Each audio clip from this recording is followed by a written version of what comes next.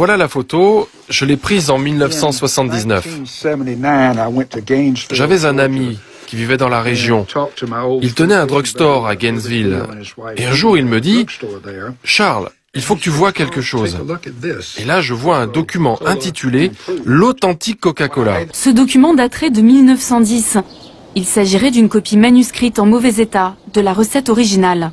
Première surprise, il y aurait de l'alcool dans le Coca-Cola, mais aussi des extraits de citron, d'orange, de coriandre, et tout en haut de la liste, un ingrédient très étonnant.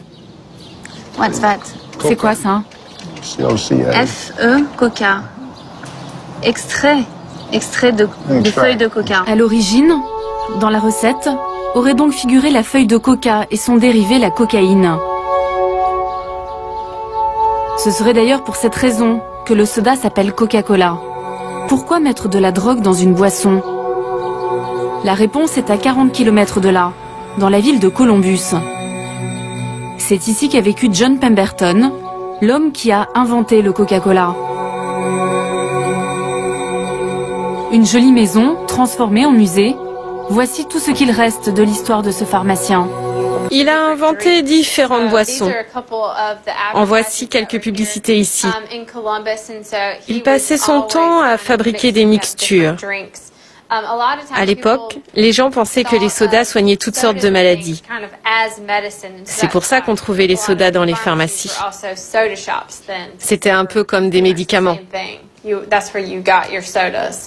Et à la base, le Coca-Cola, c'était un médicament.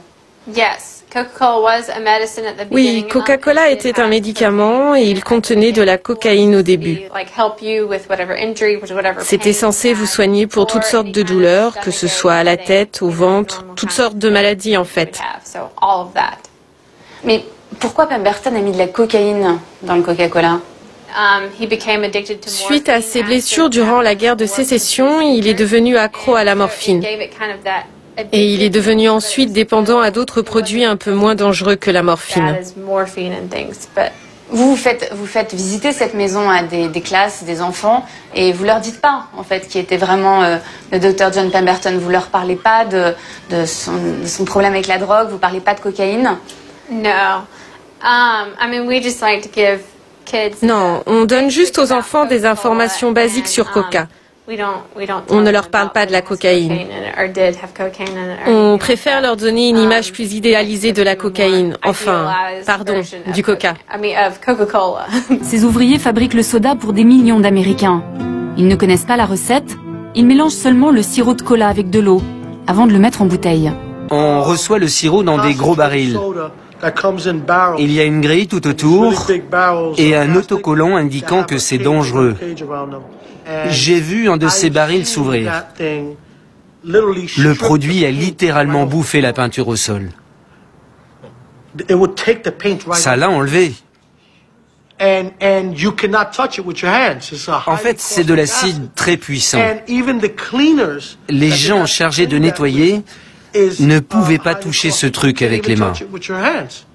Mais normalement, c'est juste du sucre et des arômes naturels. Non, non, non, non, non, non, non. J'aimerais que ce soit ça. Mais ce n'est pas le cas.